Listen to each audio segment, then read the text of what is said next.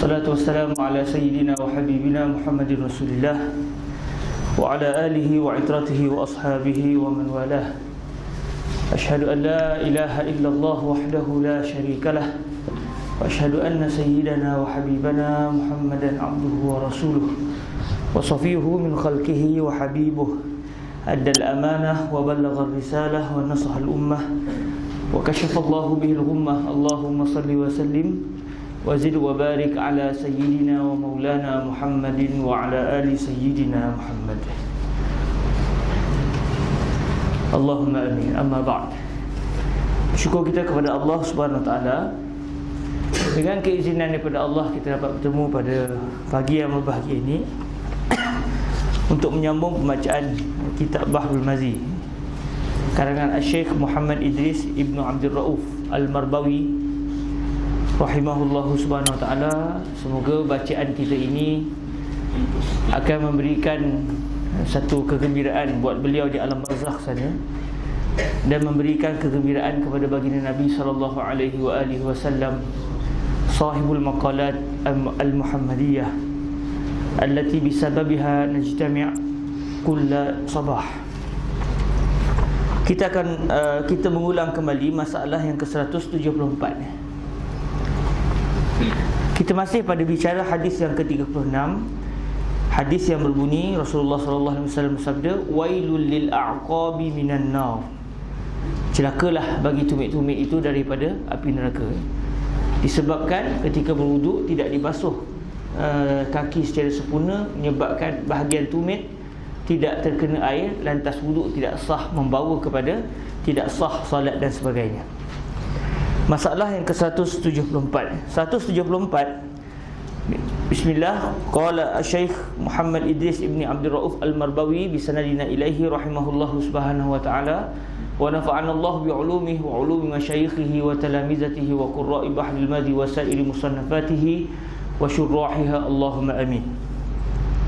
Qala rahimahullahu subhanahu wa ta'ala. 174.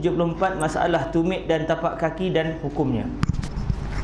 Kata Abu Isa, dan bermula fiqh hadis di dalam masalah 173 itu bahawasanya tiada harus sapu atas dua kakinya, akan jadi ganti basuh apabila tiada ada atas keduanya dua kasut atau dua stoking. Intaha. Kata Syafi'i, kemudian daripada ia mengeluarkan beberapa hadis dengan sanad yang kuat, dan tiada memadai orang yang mengambil air sembahyang melainkan membasuh belakang dua kakinya.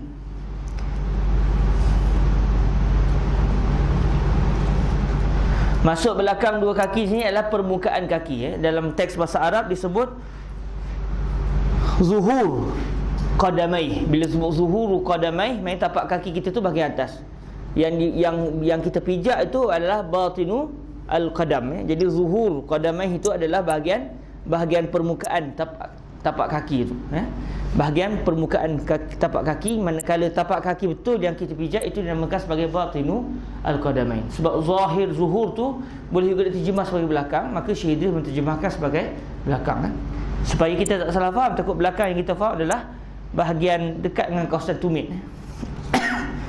Kata Syafi'i, kemudian daripada ia mengeluarkan beberapa hadis dengan sanad yang kuat, dan tiada memadai orang yang mengambil air sembahyang melainkan membasuh belakang dua kakinya dan kedua tapaknya, iaitu bahagian batin kaki, bahagian yang kita pijak tanah tu, dan tumit, dan dua buku lali dan dua buku lalinya sama sekali. Kalimah dua tu tidak ada, tetapi saya yang menambahnya supaya mesra dengan teks asal bahasa Arab. Kata Syafi'i, dan diriwayat orang bahawasanya Rasulullah sallallahu alaihi wasallam menyapu ia akan belakang dua kakinya. Belakang dua kaki maknanya bahagian permukaan, maknanya kaki kita tu di bahagian atas tu. Ya Rabb.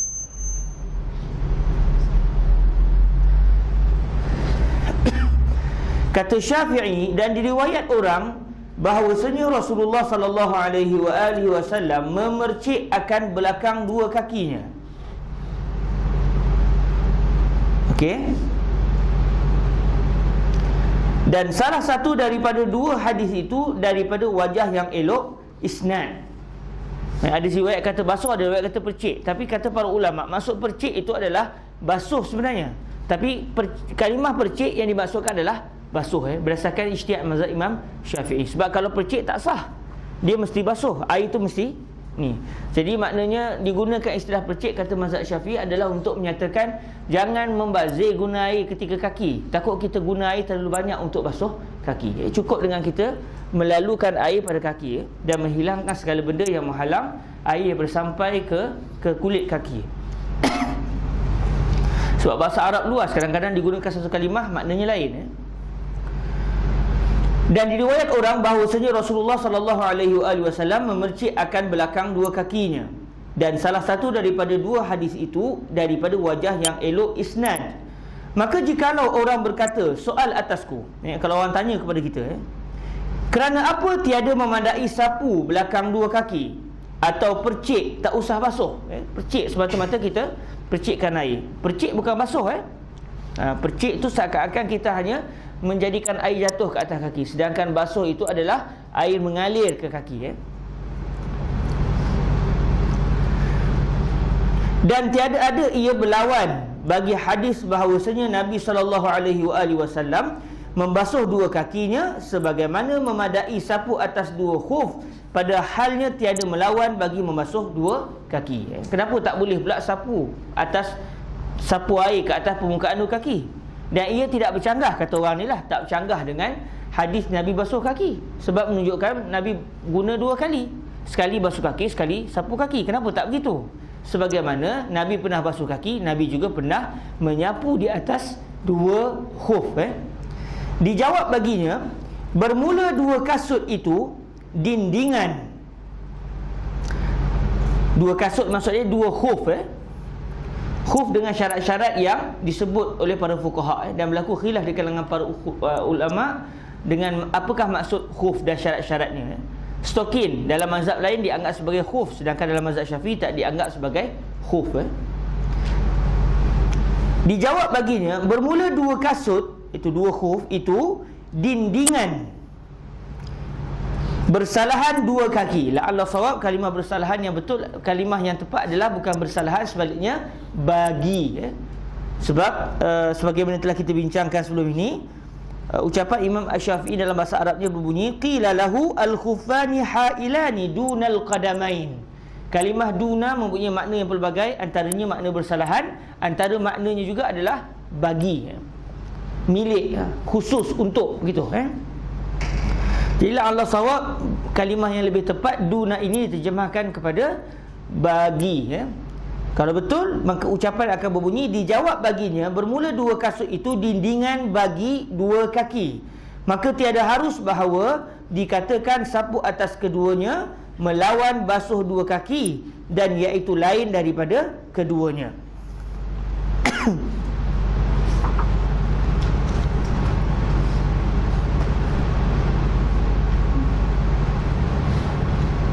Dan orang yang berkata menyapu dan percik, moga-moga yang lebih tepat bukan dan tetapi au, iaitu atau. Dalam bahasa Arabnya bunyi masaha au rasya. Moga-moga nusrah yang ada di sisi Syekh Idris Al-Marbawi berbeza dengan nusrah yang ada pada kita. Nusrah kita Al-Um tu sendiri. Moga-moganya begitu. Tapi bila kita rujuk nuskhah yang ada pada kita, yang berbunyi adalah masaha au rasya. Au di situ adalah maksud atau. Dan orang yang berkata menyapu atau la Allah sawab, dan orang yang berkata menyapu atau percik belakang dua kaki itu, katanya tiada wajib atas orang yang mengambil wuduk membasuh batin tapak kaki. Batin maknanya bahagian tapak kaki yang kita pijak ke tanah tu. Tiada wajib atas orang yang mengambil wuduk membasuh batin tapak kaki, dan tiada, iaitu tiada wajib. Maksud tiada sini maksudnya tiada wajib. Dan tiada mencelah-celahi antara segala jari. Allah sawab, ada lagi satu kalimah, ada dua kalimah yang tertinggal selepas itu, iaitu dua kaki. Maksudnya ayat penuhnya akan berbunyi, dan tiada mencelah-celahi antara segala jari dua kaki. La Allah SAW ada kalimah itu sepatutnya. Cuma ini daripada saya, bukan daripada Syekh Idris Al-Marbawi. Sebab kalau kita lihat dalam teks asal bahasa Arab disebut wala takhlilun baina asabi'ihima. Huma yang dimasukkan di sini adalah dua kaki. Ucapan penuhnya faqad za'ama an laysa biwajibin 'alal mutawaddi' ghaslu batinil qadamain wala takhlilun baina asabi'ihima. Jadi la'alla sawab ada kalimah dua kaki yang tidak diterjemahkan oleh Syekh Idris Al-Marbawi. Wallahu a'lam. Dan tiada mencelah-celahi antara segala jari dua kaki, dan tiada basuh segala jari keduanya, dan tiada basuh tumitnya, dan tiada buku lalinya. Kata Syafi'i, dan sungguhnya telah bersabda Rasulullah sallallahu alaihi wasallam, wailul lil a'qabi minan nar, kebinasaan bagi yang mempunyai tumit yang tiada basah air sembahyang daripada api neraka. Maka tiadalah dikatakan pada hadis ini kebinasaan bagi kedua kaki daripada neraka, itu melainkan membasuhnya itu wajib, kerana bahawasanya yang diazab itu hanya senya adalah ia atas meninggalkan wajib. Jadi bila Nabi sebut wailul lil a'qab, celakalah bagi tumit, menunjukkan tumit itu sepatutnya dibasuh. Kalau tidak wajib dibasuh, mengapa perlu diberikan amaran seperti itu oleh baginda Rasul sallallahu alaihi wasallam. 175 masalah membasuh kaki dan hukum meratakannya. Ya saudaraku, dengan masalah 173 dan 174 itu, tahulah kita akan membasuh kaki itu wajib dengan bahas Imam Syafi'i berdalilkan hadis yang dalam masalah 173 dan tiada memadai sapu. Maka ini masalah telah bersalah-salahan ulama padanya atas beberapa mazhab. Maka telah berjalan beberapa jamaah daripada fuqaha, daripada ahlul fatwa pada masanya dan di negeri-negeri besar kepada wajib membasuh dua tapak kaki serta dua buku lali, dan tiada memadai sapunya, dan tiada wajib sapu serta basuh. Dan tiada sabit khilaf pada ini daripada seorang yang diiktibarkan di dalam ijma'. Dan tiada sabit khilaf pada ini daripada seorang yang diiktibar dalam ijma'. Dan kata Syiah, mazhab yang kedua, dan kata Syiah wajib sapu keduanya. Tak perlu basuh kaki, tapi sapu je dalam keadaan tidak perlu memakai khuf. Dan kata Syiah wajib sapu keduanya. Dan kata Muhammad bin Jarir dan Al-Jubba'i, dan kata Muhammad bin Jarir dan Al-Jubba'i, kepala Mu'tazilah. Masuk kepala Mu'tazilah ni ketualah antara ulama besar dalam mazhab Mu'tazilah. Dan kata Muhammad bin Jarir dan Al-Jubba'i, kepala Mu'tazilah, boleh pilih antara sapu dan basuh. Dan kata setengah daripada Ahlul Zahir, iaitu Az-Zahiriyah, wajib menghimpun antara sapu dan basuh. Hadis yang ke-37, an Ibni Abbas radhiyallahu anhu anna Nabiy sallallahu alaihi wa alihi wasallam tawadda'a marratan asahhu wa ahsan. Daripada Ibnu Abbas radhiyallahu anhu bahawasanya Nabi sallallahu alaihi wa alihi wasallam mengambil wuduk ia sekali-sekali. Hadis 38, an Abi Hurairah radhiyallahu anhu anna Nabiy sallallahu alaihi wa alihi wasallam tawadda'a marrataini hasanun gharib. Daripada Abi Hurairah radhiyallahu anhu bahwasanya Nabi sallallahu alaihi wa alihi wasallam mengambil wuduk ia dua kali. Hadis ke-39, an Ali karamallahu wajhahu alaihi salam radhiyallahu anhu anna Nabiy sallallahu alaihi wa alihi wasallam tawadda'a salasan asah wa ahsan. Daripada Ali radhiyallahu anhu wa karamallahu wajhahu alaihi salam katanya, maafkan saya, daripada Ali bahawasanya Nabi sallallahu alaihi wa alihi wasallam mengambil wuduk ia tiga kali. Hadis yang ke-40, an Sabit bin Abi Safiyyah an Sabit bin Abi Safiyyah qala qultu li Abi Ja'far haddatsaka Jabirun anna Nabiy sallallahu alaihi wa alihi wasallam tawadda'a marratan wa marrataini wa salasan qal na'am. Daripada Sabit bin Abi Safiyah katanya, aku kata bagi Abi Ja'far telah bercerita akan dikau Jabir bahawasanya Nabi sallallahu alaihi wasallam mengambil wuduk ia sekali-sekali dan dua kali dan tiga-tiga. Katanya na'am. Babu ma jaa fil wudu'i marratan 176.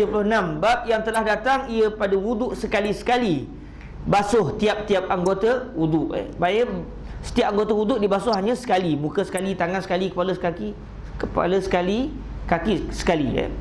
Ketahuilah kiranya ya saudaraku, sekarang Abu Isa At-Tirmizi telah mengeluarkan hadis kelakuan Nabi mengambil air sembahyang sekali-sekali basuhnya pada tiap-tiap anggotanya. Katanya, An Ibn Abbas radhiyallahu anhuma anna Nabiy sallallahu alaihi wa alihi wasallam tawadda'a marratan. Diriwayatkan daripada Ibn Abbas radhiyallahu anhuma bahwasanya Nabi sallallahu alaihi wa alihi wasallam mengambil air sembahyang ia, maka membasuh ia akan tiap-tiap anggota daripada anggota wuduknya sekali-sekali basuh.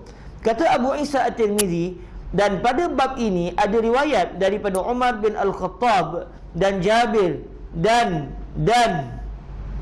Buraidah. Ada dua kali dan di situ. Allah sawab tak ada salah satunya, cukup satu saja. Dan Buraidah dan Abi Rafi' dan Ibnul Fakih.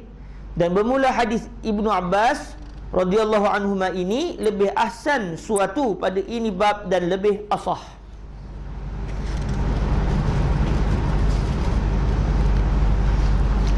Babu ma jaa fil wudu'i marratain 177. Bab yang telah datang ia pada wuduk dua kali basuh tiap-tiap anggota. Maka sekarang ya saudaraku, Abu Isa At-Tirmizi akan meriwayatkan hadis Nabi mengambil air sembahyang basuh dua kali. Katanya, An Abi Hurairah radhiyallahu anhu anna Nabiy sallallahu alaihi wa alihi wasallam tawadda'a marratain.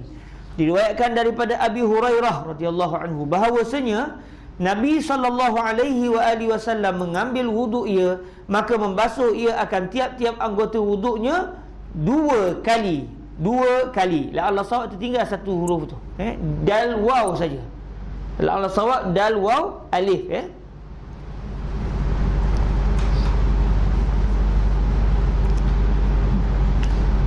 Maka membasuh ia akan tiap-tiap anggota wuduknya dua kali basuh.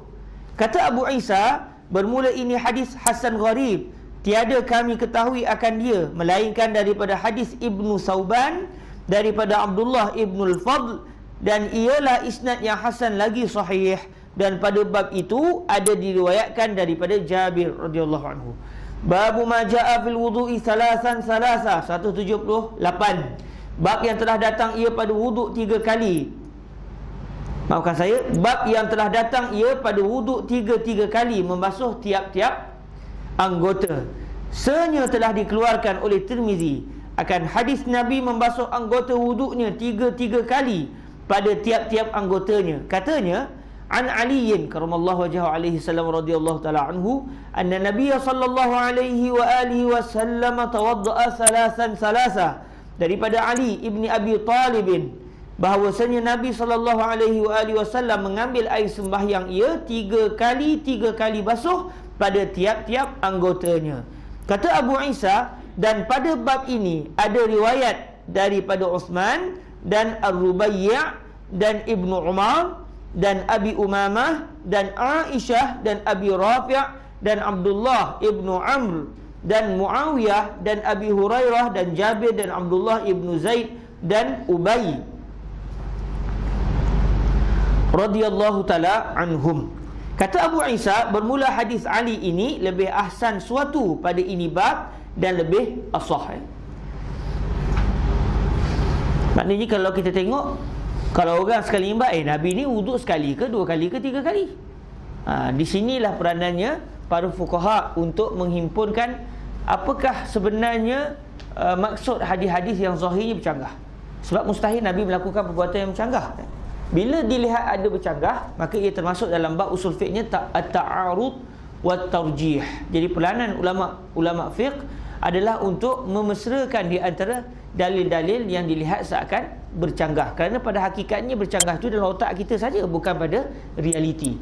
Sebab mustahil Nabi melakukan perbuatan yang bercanggah antara baginda dengan Allah dan antara baginda dengan ucapan baginda serta perlakuan baginda sendiri.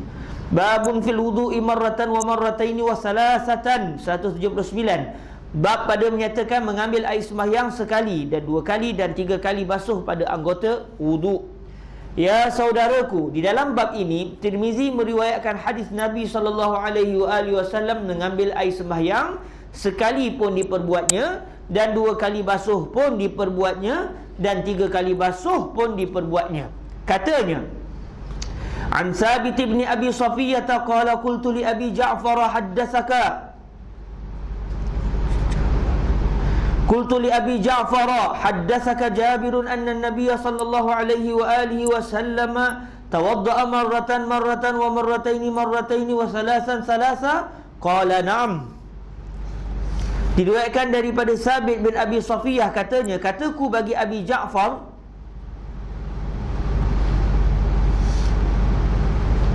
telah bercerita akan dikau oleh Jabir bahawasanya Nabi SAW mengambil wudu ia sekali basuh, dan dua kali basuh, dan tiga kali basuh pada ghalibnya. Perasan tak? Pada ghalibnya itu bukan daripada teks, tetapi daripada kefahaman Syekh Idris Al-Marbawi. Jawabnya, na'am.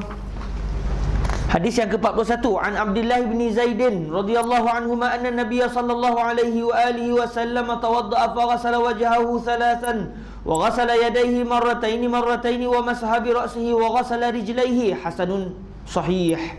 Daripada Abdullah ibn Zaid radhiyallahu anhuma bahwasanya Nabi sallallahu alaihi wa alihi wasallam mengambil wudu ia, maka membasuh mukanya 3 dan membasuh tangannya 2 kali dan menyapu dengan kepalanya dan membasuh 2 kakinya. Babun fi man yatawaddau ba'da wudu'ihi marrataini wa ba'dahu thalatha, 180. Bab pada menyatakan orang yang mengambil air sembahyang ia akan setengah wuduknya 2 kali basuh dan setengahnya 3 kali basuh anggotanya. Sebenarnya telah didatangkan oleh Tirmizi akan hadis yang ada. Bacanya betul yang ada. Sebenarnya telah didatangkan oleh Tirmizi akan hadis yang ada berlaku Nabi mengambil air sembahyang, setengah anggotanya basuh 2 kali dan setengahnya 3. Katanya, An Abdullah bin Zaidin radhiyallahu anhuma anna Nabiy sallallahu alaihi wa alihi wasallam tawadda'a fa ghasala wajhahu thalatha wa ghasala yadayhi marrataini wa masaha bi ra'sihi wa ghasala rijlaihi. Diriwayatkan daripada Abdullah bin Zaid radhiyallahu anhuma bahawasanya Nabi sallallahu alaihi wa alihi wasallam mengambil wudu ia, maka membasuh ia akan mukanya 3 kali dan membasuh ia akan 2 tangannya 2 kali dan menyapu ia akan kepalanya dan membasuh ia akan 2 kakinya. Kata Abu Isa, dan bermula ini hadis hasan lagi sahih. 181. Membasuh anggota wudu berlain-lainan kelakuan. Kata Abu Isa, dan sungguhnya telah mengharuskan oleh setengah daripada ahlul ilm pada yang demikian itu, seperti yang di dalam hadis pada masalah 179 dan 180 itu. Tiada memikir mereka itu akan salah bahawa mengambil wuduk seorang laki-laki akan setengah wuduknya 3 kali basuh dan setengahnya 2 kali atau sekali. Kata Asy-Syafi'i di dalam kemudian daripada ia mendatangkan hadis-hadis bab ini, katanya, dan tiada ini kelakuan Nabi. Terkadang ia membasuh 2 kali dan terkadang sekali dan terkadang 3 kali, yakni yang demikian itu bukannya menunjukkan berlain-lainan dan bersalah-salahan. Bahkan Rasulullah sallallahu alaihi wa alihi wasallam apabila ia mengambil wuduk dan membasuh 3 kali dan terkadang sekali-sekali. Moga-moga ada tambahan, dan terkadang mengambil wudu. dan terkadang mengambil wuduk sekali-sekali, ya. Sebab dalam teks bahasa Arabnya walaysa hadza ikhtilafan walakinna Rasulullah sallallahu alaihi wa alihi wasallam idza tawadda'a salasan wa tawadda'a marratan. Betul, ada sambungan ayatnya, wa tawadda'a tu. Jadi mengambil wuduk, Mungkin Syekh Idris ingin meringkaskan, wallahu a'lam. Bahkan Rasulullah sallallahu alaihi wasallam apabila ia mengambil wuduk dan membasuh tiga kali dan terkadang mengambil wuduk sekali-sekali, maka menunjukkan yang sempurna dan yang dipilih iaitu 3, dan yang sekali basuh ia menunjukkan memadai. Ini adalah ijtihad mazhab Imam Asy-Syafi'i. Basuh 3 kali untuk menunjukkan al-akmal, basuh sekali ataupun 2 untuk menunjukkan al-jawaz, ya. Maka aku suka bagi seseorang bahawa membasuh wuduk mukanya dan 2 tangannya dan 2 kakinya 3 kali, dan menyapu kepala 3 kali, dan meratakan sapunya. Maksudnya menyapu keseluruhan kepala, Sunatnya begitu. Maka jika merengkas oleh seseorang pada basuh muka dan 2 tangan dan 2 kaki atas sekali basuh yang boleh rata, dengan demikian itu memadalah akan dia. Dan jika merengkas seseorang pada kepala atas sekali sapu dengan sebarang kehendaknya daripada tangannya, nescaya memadai juga. Dan yang demikian itu sekurang-kurang lazim, menyapu, tapi tak syarat kena kepala, tak syarat mesti guna tapak tangan. Kita buka air, kita pergi tonyoh kepala dekat air, sah wuduk, Ataupun tiba-tiba hujan turun, kita pun niat saja aku ambil wuduk, sah, Tak syarat mesti guna tangan untuk sapu kepala. Cuma ghalibnya kita gunakan tangan, untuk menyapu kepala. Dan jika membasuh anggota wuduknya akan setengah anggotanya sekali, dan setengahnya 2 kali, dan setengahnya 3 kali, nescaya memadai akan dia. Kerana bahawasanya sekali basuh itu apabila memadai pada semua, nescaya memadailah pula pada setengah-tengahnya. 182. Masalah membasuh anggota wuduk lebih dari 3 kali. Nabi tak pernah buat, lebih dari 3 kali. Bermula masalah ini nyata di dalam Ada tersebut. Kemudian daripada telah didatangkan hadis Abdullah ibnu Zaid atas sifat wuduk Nabi. Kata Asy-Syafi'i, dan tiada aku suka bagi orang yang mengambil air sembahyang itu lebih daripada 3 kali basuh. Dan jika melebihi ia daripada demikian itu, tiadalah aku tegahkan dia, dan tiadalah aku tegahkan dia insya-Allahu ta'ala. Maksudnya taklah sampai jadi haram. Tetapi dalam mazhab Imam Syafi'i makruh, kalau kita sengaja membasuh lebih daripada 3 kali.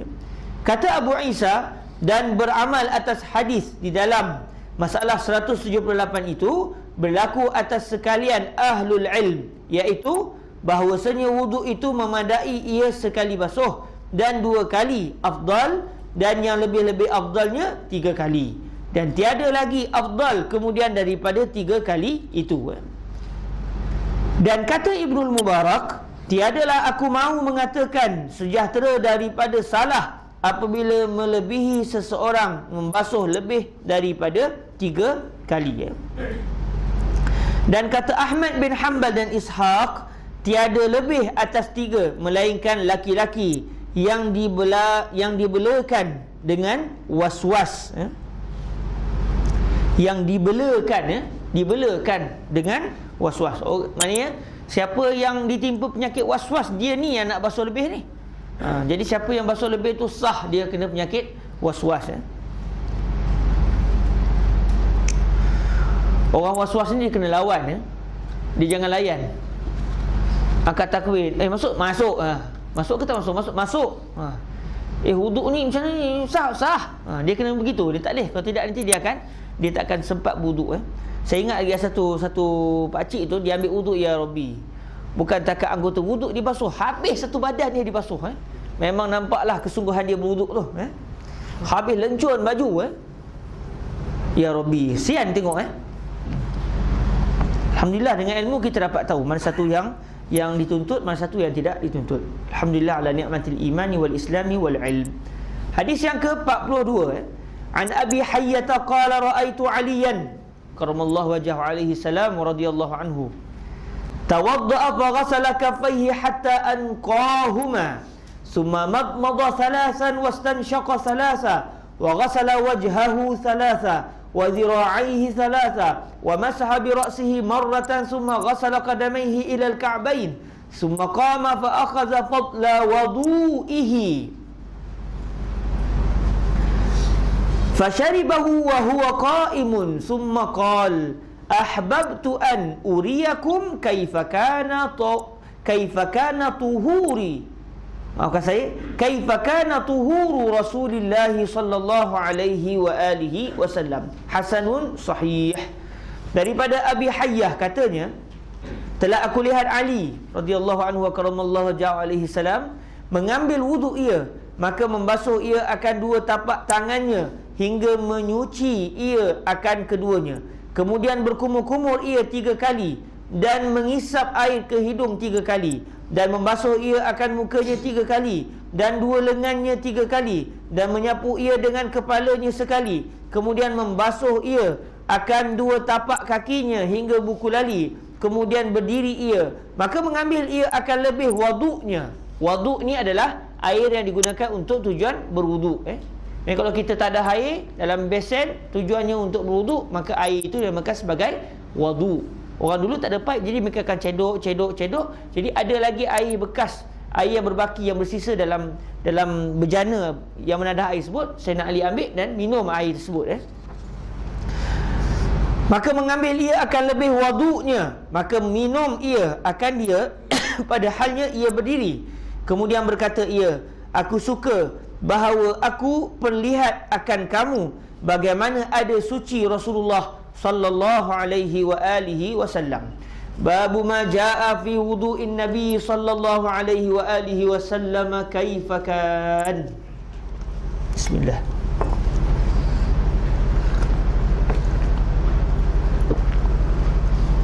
Fresh orange tak ada kosong ya. Alhamdulillah. Syukur.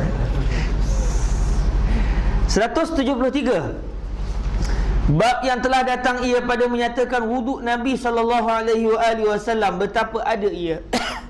Ketahuilah kiranya ya saudaraku, di dalam bab ini Abu Isa At-Tirmizi mendatangkan hadis peri Nabi kita. Peri itu maksudnya perihal keadaan ya. Abu Isa At-Tirmizi mendatangkan hadis peri Nabi kita mengambil air sembahyang dari awalnya sampai akhirnya. Kata Abu Isa At-Tirmizi, an Abi Hayyata qala ra'aitu Aliyan radhiyallahu anhu wa karamallahu wajhahu alaihi salam tawadda'a fa ghasala kaffayhi hatta anqahuma thumma madmada thalathan wastanshaqa thalatha. Diriwayatkan daripada Abi Hayyah katanya, telah aku lihat baginda Ali mengambil air sembahyang sebagaimana Nabi mengambil air sembahyang, yakni ia mensifatkannya. Maka membasuh ia akan 2 tapak tangannya di luar bejana menurut semacam Nabi hingga menyuci ia akan keduanya 3 kali. Lihat masalah 184. Kemudian berkumur-kumur ia 3 kali dan mengisap air ke hidung 3 kali. Lihat masalah 147. Maka niat mengambil air sembahyang sengaja sudah sedia daripada masa mula mengambil air sembahyang. Lihat masalah 185. Wa ghasala wajhahu thalatha, dan membasuh ia akan mukanya 3 kali sebagaimana ghalib yang diperbuat Nabi dan kelakuan yang afdal. Wa zira'aihi thalathan wa masaha bi ra'sihi marratan, dan membasuh ia akan tangannya kemudian daripada selesai membasuh mukanya dengan tertib dan maulah. Allah sawab muwalah. Ada alif tu. Dengan tertib dan muwalah, bernurut-nurut. La Allah sawab berturut-turut. Tertinggal 1 titik. Dengan tertib dan muwalah, berturut-turut. Maksudnya muwalah ni maknanya berturut-turut. Habis sebelum kering muka, terus basuh tangan. Sebelum kering air di tangan, sapu kepala. Begitu masuk berturut-turut. Di sana ada tertib, iaitu mengikut aturan. Muka dulu, baru tangan, lepas tangan baru kepala. Itu namanya tertib. Mualah antara anggota dengan anggota tu cepat, tidak lama. Bukan lepas sejam basuh muka baru basuh tangan. Walaupun sah wuduk begitu, tetapi tidak dituntut. Dengan tertib dan mualah berturut-turut 3 kali, dan menyapu ia dengan kepalanya sekali, yang menunjukkan father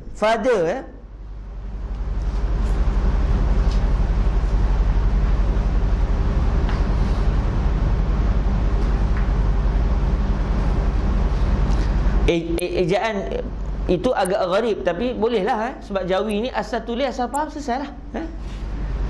Cuma biasanya orang eja pada ni padal, fadal.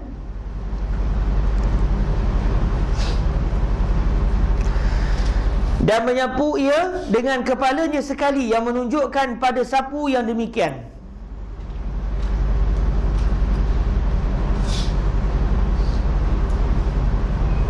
Yang menunjukkan, bukan, maafkan saya, mungkin Syekh dia tukar ni untuk membezakan kalimah pada dengan memadai.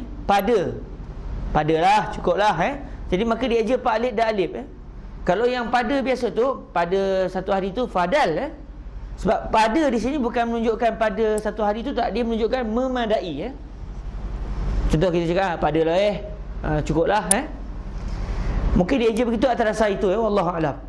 Dan menyapu ia dengan kepalanya sekali, yang menunjukkan pada sapu yang demikian. Cukup dengan sekali sapu pun dah sah wuduk. Summa ghasala qadamaihi ilal ka'bain. Kemudian membasuh ia akan 2 tapak kakinya sampai kedua buku lalinya dengan rata basah celah-celah jarinya dan tumitnya. Summa qama fa akhadha fadla wudu'ihi fasharibahu wa huwa qa'imun. Kemudian daripada selesai wuduknya, ia pun berdiri, maka mengambil ia akan air sembahyangnya. La'alla sawa, ada kalimah tertinggal di situ. Maka mengambil ia akan lebih air sembahyangnya. Sebab disebut sini wadu, bukan wuduk. Wuduk memang air sembahyang, tapi kalau wadu air lebih tu.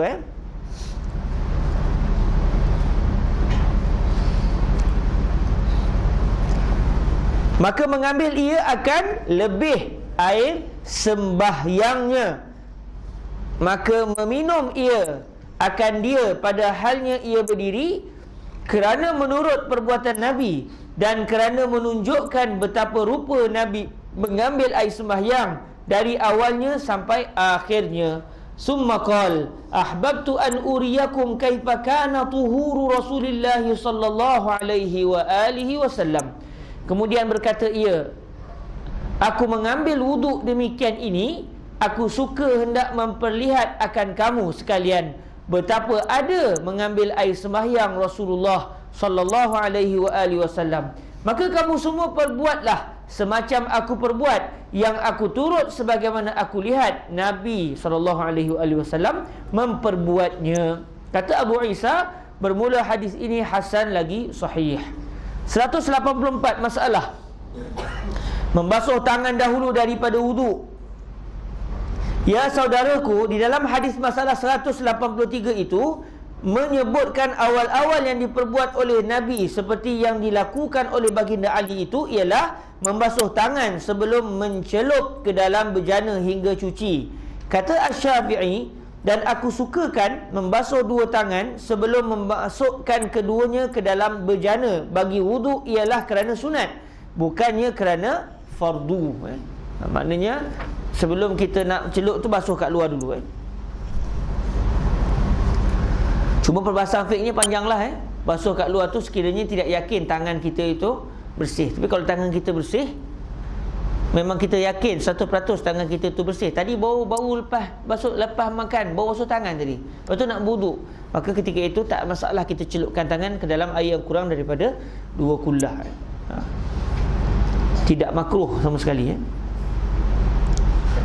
185 masalah niat mengambil air sembahyang. Kata Asy-Syafi'i di dalam dan tiada memadai wuduk melainkan dengan niat, dan memadai akan dia daripada niat padanya, bahawa mengambil wuduk ia hal keadaannya niat bersuci daripada hadas atau bersuci kerana sembahyang fardu atau sunat, atau bersuci kerana membaca Quran.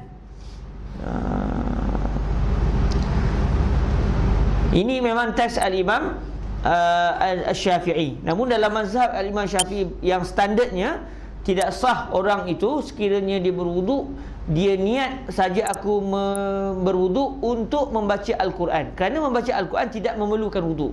Yang memerlukan wuduk memegang mushaf. Jadi orang yang berniat saja aku berwuduk untuk membaca Al-Quran, tidak sah wuduknya berdasarkan pendapat yang standard dalam mazhab Al-Imam Asy-Syafi'i. Cuma memang ada khilaf dalam masalah ini, dan di sini datangkan pendapat yang satu lagi, ya. Atau bersuci kerana membaca Quran, atau sembahyang atas jenazah, atau daripada barang yang menyerupai akan demikian, daripada barang yang tiada memperbuat seseorang akan dia melainkan dengan suci. Macam pegang Quran, bertawaf, itu semua perlukan kepada wuduk, Jadi kalau dia niat saja aku berwuduk untuk tawaf, sah wuduknya, ketika dia di sanalah di Makkah Al-Mukarramah. 186 masalah niat kemudian dari basuh setengah anggota wuduk.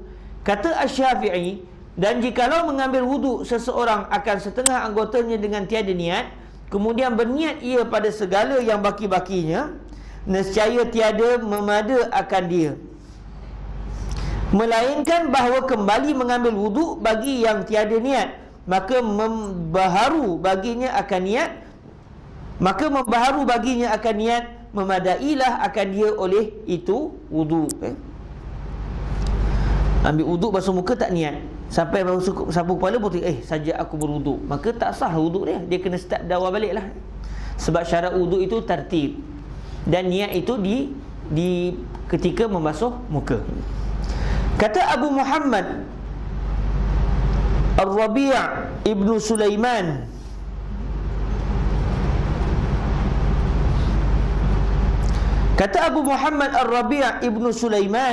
dan membasuh barang yang kemudian daripadanya, kerana Syafi'i berkata demikian pada tempat lain daripada sini.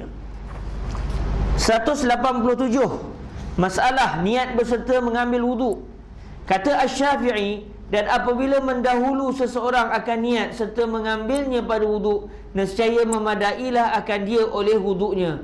Dan jika mendahulu ia akan niat sebelum mengambilnya akan wuduknya, kemudian ghaib daripadanya, nescaya tiada memadai akan dia. Kerana tempat wuduk itu ketika membasuh muka. Tengah buka pilih tu niat dah, nak wuduk ni. Kemudian masa basuh muka tak teringat, langsung masa wuduk. Tak sah wuduknya dalam mazhab Imam Syafi'i.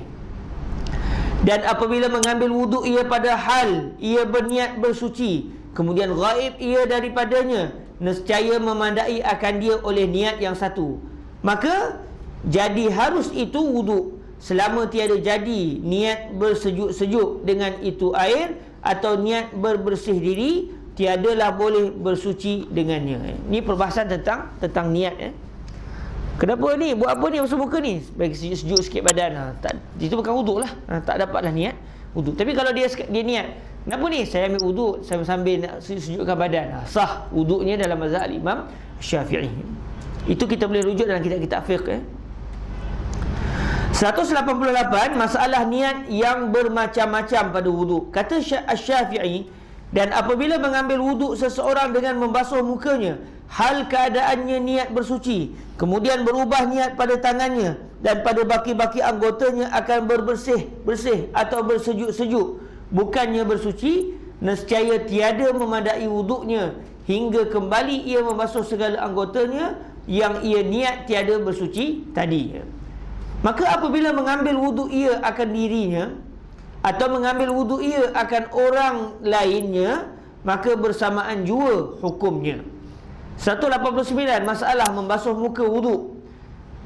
Adalah di dalam masalah 183 itu menyebutkan Nabi mengambil air sembahyang dengan membasuh muka 3 kali, dengan katanya wa ghassala wajhahu salasan. Maka kata Asy-Syafi'i, telah berfirman Allah Ta'ala, faghsilu wujuhakum, maka hendaklah basuh olehmu sekalian akan muka-muka kamu. Maka adalah yang terakalnya bahawasanya muka itu barang yang lain daripada tempat tumbuh rambut kepala sampai 2 telinga dan dagu. Maafkan saya, dan janggut dan dagu. Muka itu barang yang lain daripada tempat tumbuh rambut kepala sampai 2 telinga dan janggut dan dagu.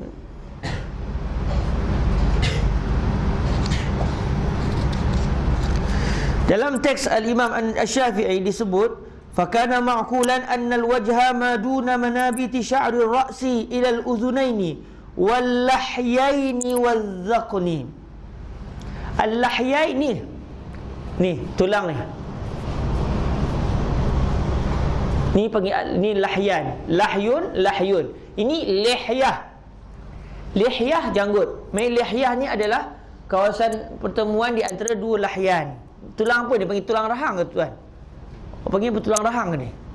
Tulang rahang tak? Tulang rahang 2 tulang rahang. Jadi Syekh Idris menterjemahkan janggut La Allah sawab terjemahannya bukan janggut, tapi sebaliknya 2 rahang. 2 rahang.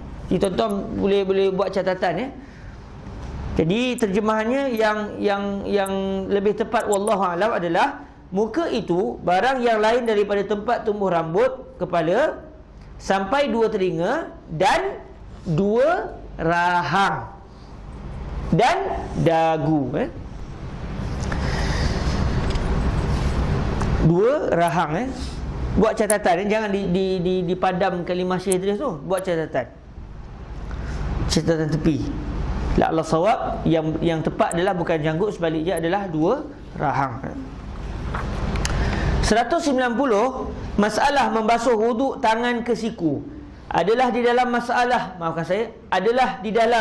hadis pada masalah 183 menerangkan Nabi mengambil air sembahyang dengan membasuh 2 tangan bagi wuduknya dengan katanya wa zira'aihi thalatha. Maka kata Syafi'i, telah berfirman Allah Ta'ala wa aydiyakum ilal marafiq, dan basuh olehmu akan tangan kamu sampai ke siku. Maka tiada aku ketahui orang yang menyalahi pada siku itu setengah daripada barang yang dibasuh akan dia. Seolah-olahnya mereka itu berjalan kepada maknanya, maka hendaklah basuh oleh sekalian kamu akan muka kamu dan 2 tangan sampai engkau basuh siku. Siku wajib dibasuh dalam wuduk. Maka tiadalah memadai basuh 2 tangan sekali-kali, melainkan bahawa dibasuh dari hujung jari sampai membasuh siku. Dan tiada memadai melainkan bahawa didatangkan basuh atas zahir, belakang tangan dan dalamnya dan tepi-tepinya hingga habis membasuh akan keduanya. Zahir inilah bahagian yang permukaan, batin bahagian yang kita kena tunjuk begitu baru nampak ni batin, ni semua ni kawasan batin. Tepi-tepi ni lah, tepi-tepi di antara zahir dan juga batin. Dan tiada memadai melainkan bahawa didatangkan basuh atas zahir, belakang tangan dan dalamnya dan tepi-tepinya hingga habis membasuh akan keduanya. Dan jika tinggal daripada ini sesuatu, dan jika sedikit sekalipun, nescaya tiada memadai. Sebab wajib dibasuh seluruh tangan dari hujung jari sampai ke siku. 191 masalah membasuh kaki wudu adalah hadis di dalam masalah 183 itu menerangkan Nabi mengambil air sembahyang dengan membasuh kaki sampai 2 buku lalinya dengan katanya summa ghasala qadamaihi ilal ka'baini. Maka telah ittifaq jumhur ulama atas wajib membasuh keduanya, melainkan zufar. Ulama besar dalam mazhab Imam Abu Hanifah An-Nu'man, zufar, melainkan Zufar dan Daud Al-Zahiri tiada mewajibkan. Wallahu a'lam. Kata Asy-Syafi'i rahimahullahu ta'ala, telah berfirman Allah Ta'ala wa arjulakum ilal ka'bain. Dan kata Syafi'i, dan kita membaca akan dia atas makna basuh olehmu sekalian kan, la Allah sawab, akan tertinggal alif la ala sawab ada huruf alif tu, bukan kan, akan.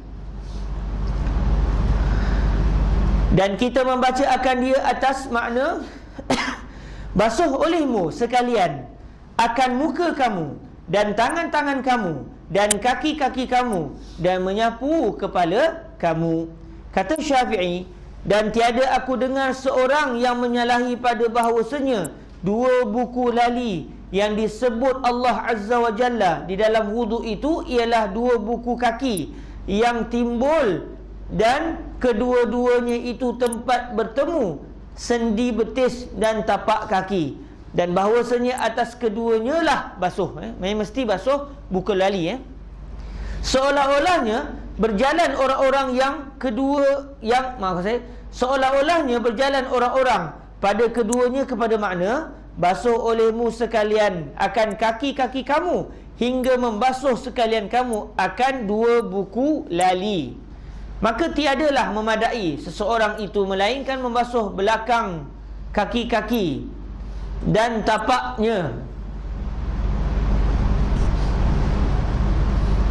dan tumitnya dan ketingnya.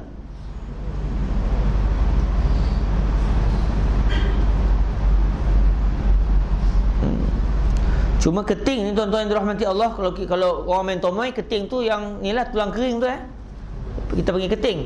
Tapi keting dalam bahasa standard orang Melayu, dalam kamus dewan, keting itu merujuk kepada bahagian belakang, bahagian kaki di belakang buku lali. Buku lali kita dua tu bahagian atas daripada tumit. Maknanya buku lali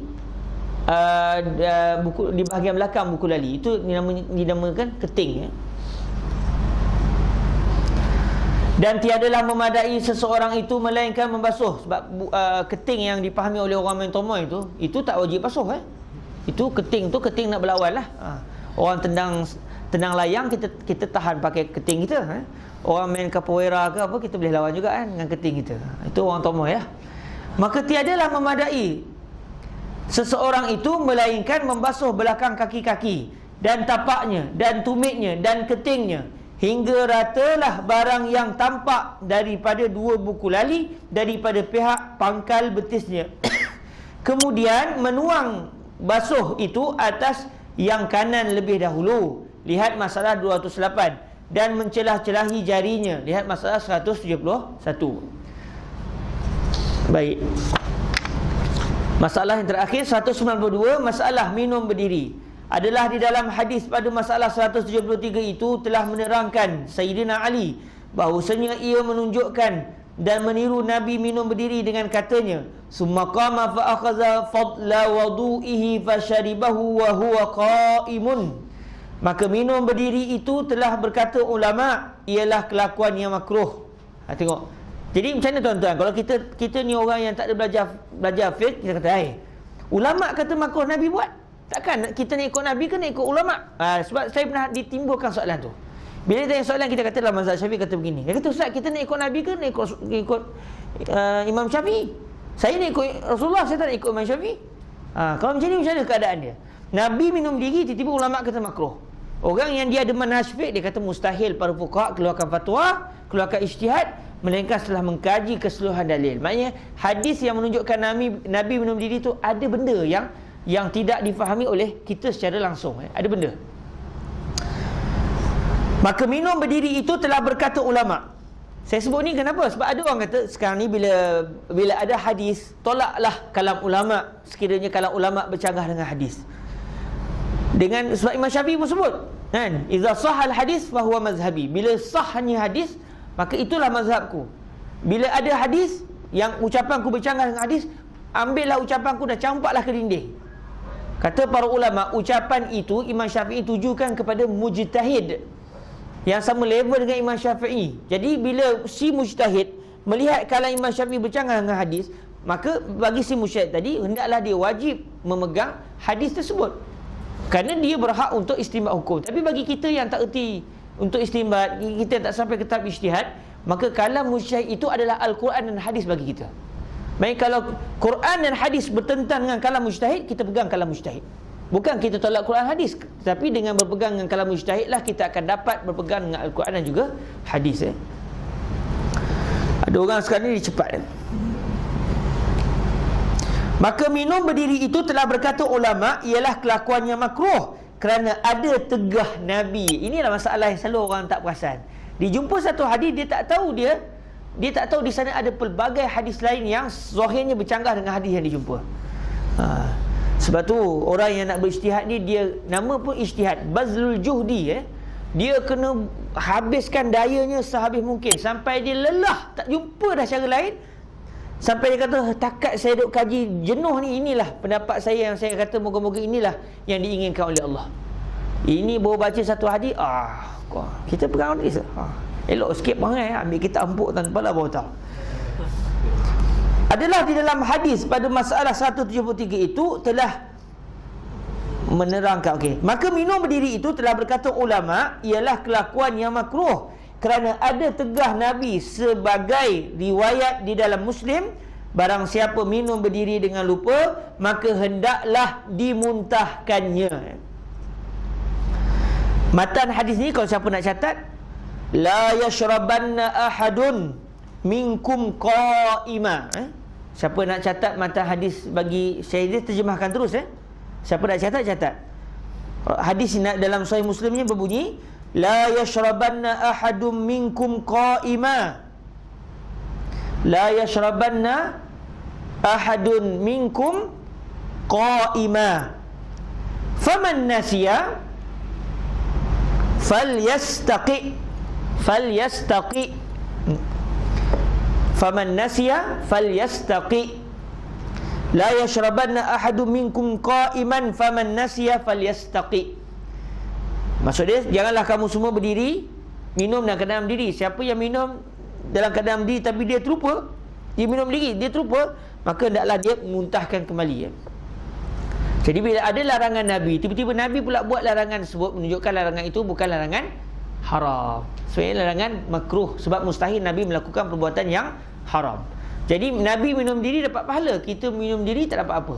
Sebab tujuan Nabi menerangkan syariat. Antara cara menerangkan bahawa larangan yang pernah Nabi sebut itu bukan larangan haram, caranya Nabi melakukan larangan tersebut untuk menunjukkan bahawa larangan itu adalah makruh. Maka minum berdiri itu telah berkata ulama ialah kelakuan yang makruh kerana ada tegah Nabi sebagai riwayat di dalam Muslim, maksud dalam Sahih Muslim. Barang siapa minum berdiri dengan lupa maka hendaklah dimuntahkannya. Adapun perbuatan Sayyidina Ali itu ialah ditanggung oleh ulama bahawasanya ia menunjukkan bukan tegah haram. Nak bagi tahu minum diri tak sampai tahap haram. Kalau haram takkanlah Nabi buat, takkan Sayyidina Ali buat. Maka jadilah memuntahkan balik keluar akan minuman yang diminumnya berdiri itu sunat jua memuntahkannya dan tiadalah ia wajib. Nak cerita jangan minum berdiri. Sampai kalau minum di dalam terlupa pun kau biar keluar balik. Tapi tengoklah kalau tempat nak duduk tak sesuai, minumlah berdiri. Kursi tak ada kan. Nak mencangkung, orang Arab naik tau mencangkung ni. Dia ingat kita nak qada hajat. Jadi tengok keadaan. Kalau benda tu boleh mencemarkan maruah kita, maka minumlah berdiri. Tapi selagi ada peluang jangan minum berdiri. Hadza wa sallallahu wasallam ala sayyidina wa maulana Muhammadin wa ala alihi wa sahbihi wa baraka wa sallam. Walhamdulillahi rabbil alamin. Allahumma salli afdala salatin ala as'adi makhluqatika sayyidina Muhammadin wa ala alihi wa sahbihi wa sallim adada ma'lumatika wa midada kalimatika kullama zakaraka dzakiruna wa ghafala an zikrihil ghafilun. Allahumma salli afdala salatin ala sa'di makhluqatika sayyidina Muhammadin wa ala alihi wa sahbihi wa sallim adada ma'lumatika wa midada kalimatika kullama zakaraka dzakiruna wa ghafala an zikrihil ghafilun. Allahumma salli afdala salatin ala as'adi makhluqatika sayyidina Muhammadin wa ala alihi wa sahbihi عدد معلوماتك ومداد كلماتك كلما ذكرك الذاكرون وغفل عن ذكره الغافلون سبحانك اللهم وبحمدك أشهد أن لا إله إلا أنت أستغفرك وأتوب إليك بسم الله الرحمن الرحيم والعصر إن الإنسان لفي خسر إلا الذين آمنوا وعملوا الصالحات وتواصوا بالحق وتواصوا بالصبر